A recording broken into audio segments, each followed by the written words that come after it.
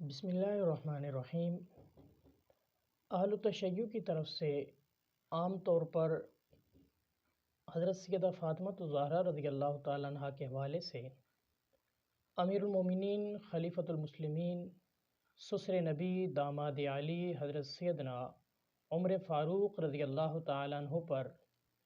یہ الزام لگایا جاتا ہے کہ سیدنا عمر فاروق رضی اللہ تعالیٰ عنہ نے حضرت سیدہ فاطمہ الزہرا رضی اللہ تعالیٰ عنہ کا دروازہ جلایا اور آپ کو دھکا دیا اور دروازے کی کیل سیدہ فاطمہ الزہرا رضی اللہ تعالیٰ عنہ کو لگی،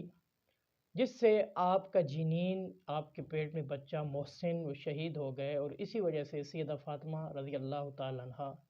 کا انتقال ہوا۔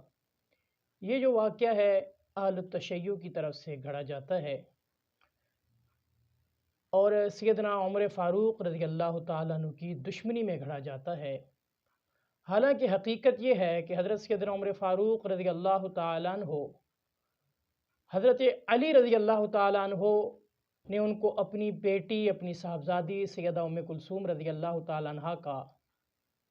عقد حضرت عمر فاروق رضی اللہ تعالیٰ عنہ سے کیا، اور اسی طرح سیدنا علی المرتضیٰ رضی اللہ تعالیٰ عنہ حضرت عمر فاروق رضی اللہ تعالیٰ عنہ کے دور خلافت میں ان کے مشیر رہے۔ تو اس سے پتہ چلتا ہے کہ یہ واقعہ سراسر جھوٹا اور من گھڑت ہے، اور اس کی سب سے بڑی دلیل یہ ہے اس واقعے کے جھوٹا ہونے کے حوالے سے کہ یہاں پر بات کی گئی ہے دروازے کا ٹوٹنا اور اس میں کیل کا لگنا، لکڑی کے دروازے کا جلایا جانا۔ تو ہم اس حوالے سے اہل التشیع کی ایک معتبر کتاب ملا باقر مجلسی کی بہار الانوار کی جلد نمبر 38 کے صفحہ نمبر 175 پہ دیکھتے ہیں تو ہمیں ملتا ہے کہ حضرت علی المرتضیٰ رضی اللہ تعالیٰ عنہ اپنی مفلسی کی حالت بیان کرتے ہوئے فرماتے ہیں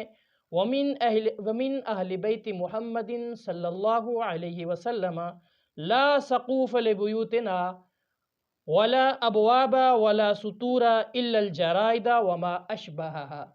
کہ حضرت علی رضی اللہ عنہ فرماتے ہیں کہ ہماری حالت یہ ہوتی تھی غربت کی کہ ہمارے گھروں کی چھتیں نہیں ہوتی تھیں، نہ ہی دروازے ہوتے تھے، نہ ہی پردے سوائے کھجور کی چھال، جرائد یعنی کھجور کی چھال اور اس کے مشابہ جو چیزیں ہیں ان کے پردے ہوا کرتے تھے۔ تو اس روایت سے پتہ چلتا ہے کہ سیدنا علی المرتضیٰ رضی اللہ عنہ فرما رہے ہیں کہ اہل بیت کے گھروں کے دروازے لکڑی کے نہیں ہوا کرتے تھے۔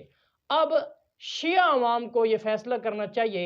کہ وہ ان کے ذاکرین جو جھوٹ بول کر اپنی عوام کو رلاتے ہیں، وہ ان ذاکرین کے جھوٹ پر اعتماد کریں گے یا سیدنا علی المرتضیٰ رضی اللہ تعالیٰ عنہ کے سچ پر اعتماد کریں گے کہ حضرت علی رضی اللہ تعالیٰ عنہ فرماتے ہیں کہ اہل بیت کے گھروں کے دروازے نہیں ہوتے تھے۔ اب جب دروازہ ہی نہیں تو دروازے کا جلایا جانا اور اس سے کیل کا لگنا چہ معنی دارت۔ تو یہ سوال اہل تشیع سے ہے کہ وہ اپنے ذاکرین کو مانتے ہیں یا اپنے جناب سیدنا علی المرتضیٰ رضی اللہ تعالیٰ عنہ کی بات کو مانتے ہیں۔ اور پھر مزے کی بات یہ ہے کہ خود اہل تشیع کی معتبر کتاب احتجاج طبرسی،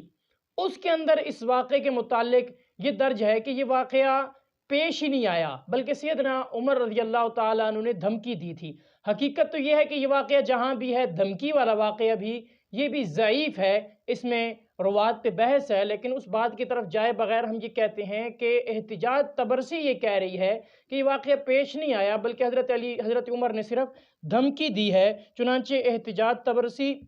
اردو ترجمہ کے صفحہ نمبر 145 میں یہ عبارت ہے کہ چند دن بعد کچھ لوگوں کو لے کر حضرت علی رضی اللہ تعالیٰ عنہ کے گھر آئے اور کہا کہ گھر سے باہر نکل کر ابو بکر کی بیعت کیجئے۔ علی علیہ السلام نے باہر آنے سے انکار کر دیا۔ اس وقت عمر بن خطاب نے آگ اور لکڑی منگائی اور کہا اس خدا کی قسم جس کے اختیار میں میری جان ہے، ان کو ضرور بضرور گھر سے نکلنا پڑے گا، اگر نہ نکلے تو میں ان کے گھر کو اہل خانہ کے ساتھ جلا دوں گا۔ آگے لکھتے ہیں کہ لوگوں نے اس پر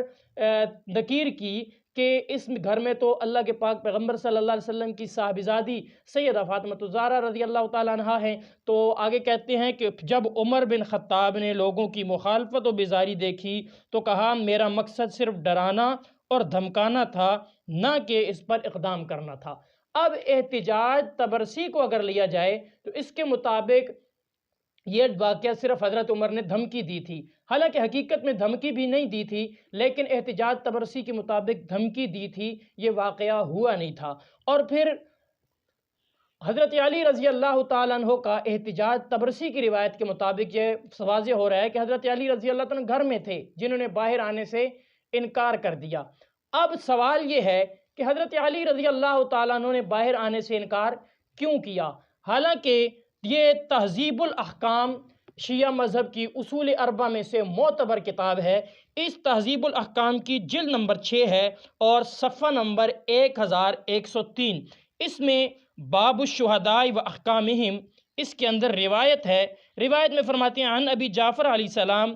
قال قال رسول اللہ صلی اللہ علیہ وسلم من قتل دون مظلمۃ فهو شہید ثم قاتل یا ابا مریم هل تدری ما دون مظلمۃ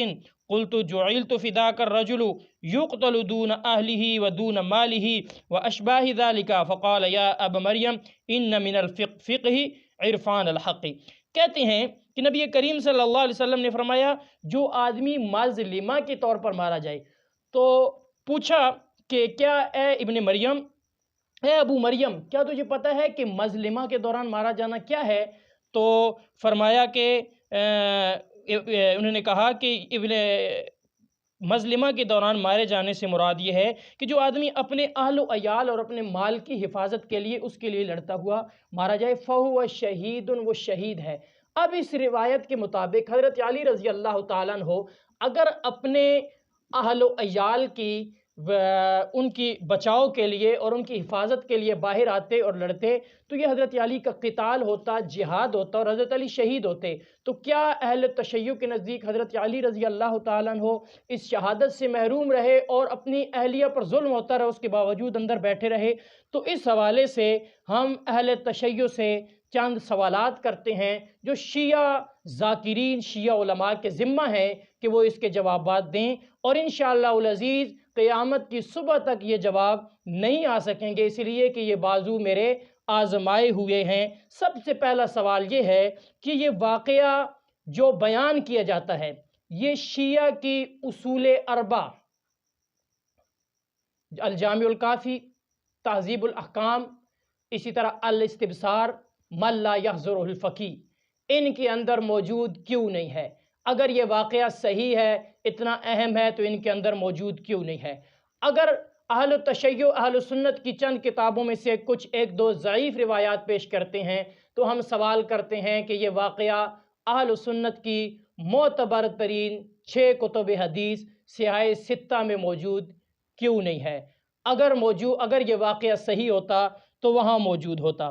تیسرا سوال یہ ہے کہ شیعہ کے 12 امام جو ائمہ معصومین ہیں ان کے نزدیک، ان 12 اماموں میں سے کسی ایک کے قول بھی اس واقعہ کے متعلق نہیں ہے۔ آیا کیوں نہیں ہے؟ تو شیعہ سے سوال ہے کہ اپنے 12 اماموں میں سے کسی ایک امام کا قول اس واقعہ کے متعلق پیش کریں۔ چوتھا سوال یہ ہے کہ حضرت علی رضی اللہ تعالیٰ عنہ سے لے کر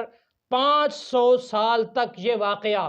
کسی بھی کتاب میں نہیں ملتا، تو جب یہ اتنا بڑا واقعہ ہو گیا تو 500 سال تک اس واقعہ کیوں چھپا رہا، اور 500 سال کے بعد وہ کون سی وحی آئی لکھنے والوں کے پاس کہ انہوں نے 500 سال کے بعد یہ واقعہ بیان کیا ہے؟ اس سے پہلے کسی جگہ بھی یہ واقعہ ملتا نہیں ہے۔